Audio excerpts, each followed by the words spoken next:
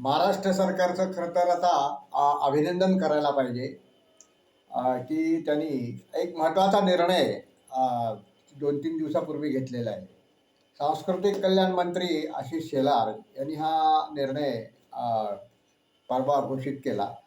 त्याच्यामध्ये सगळ्यात महत्त्वपूर्ण गोष्ट अशी होती की महाराष्ट्रातले जे 100-150च्या वरती गडकोट किल्ले जे आहेत, त्याच्यावरती जी झालेली अतिक्रमणं जी आहेत, त्याविषयी विस्तृत अहवाल सादर करण्यासाठी प्रत्येक जिल्ह्याच्या जिल्हाधिकाऱ्यांना सांगण्यात आलेलं आहे आणि हे जिल्हाधिकारी 31 जानेवारीपर्यंत हे सगळे अहवाल सादर करणार आहेत. समिती त्यांची स्थापन केली त्यानुसार आणि त्यानंतर मग धडक मोहीम त्या 3 महिन्यामध्ये 31 मार्चपर्यंत सर्व प्रकारे धडक मोहीम करून या प्रकारची अतिक्रमणं जी आहे ती हटवण्यासाठी कारवाई करण्यात येईल, असं त्यांनी स्पष्टपणे म्हटलेलं आहे.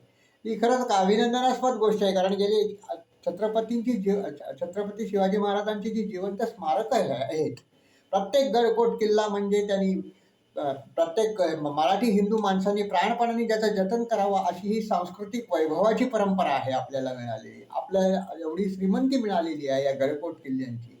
त्या याच्यावरती अतिक्रमणं प्रचंड प्रमाणामध्ये झालेली आहेत आणि ही जी अतिक्रमणं जी आहे ती मागच्या काँग्रेस सरकारच्या काळामध्ये झाली. काही अतिक्रमणं 2014 साली सरकार स्थापन झाल्यानंतरही होत राहिलेली होती, कारण व्यवस्था तीच होती. आता देवाभाऊंनी ह्याच्यामध्ये लक्ष घालावं आणि हे अतिक्रमण हटवण्यासाठी सर्वंकष प्रयत्न करावेत आणि निर्धारपूर्वक ही सगळी अतिक्रमणं शून्य स्थितीवरती आणावीत. म्हणजे अतिक्रमण 1% पण त्यांनी शिल्लक ठेवू नये अशीच सर्व हिंदू जनांची इच्छा असणार आहे.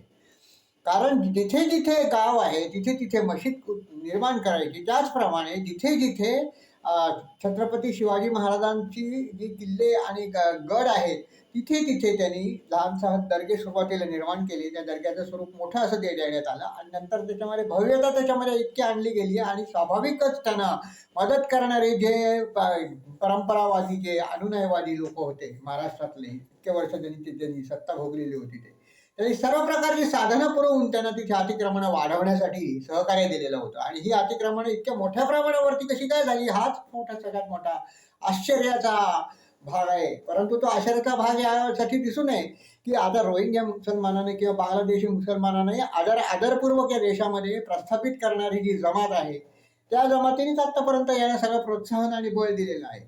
परंतु आता शासनामध्ये बदल झाल्यामुळे शासकीय यंत्रणांमध्ये देखील मानसिकतेमध्ये बदल होणं आवश्यक आहे आणि ही अतिक्रमणं जी आहे ती लवकरात लवकर 31 मार्चपर्यंत हटवण्यात यावीत सगळी आणि त्यांचं पावित्र्य जे आहे ते जतन करण्यासाठी सर्वंकष प्रयत्न सरकारने करावे अशी सर्व हिंदू जनांची इच्छा आहे. त्यासाठी त्यांनी निधीची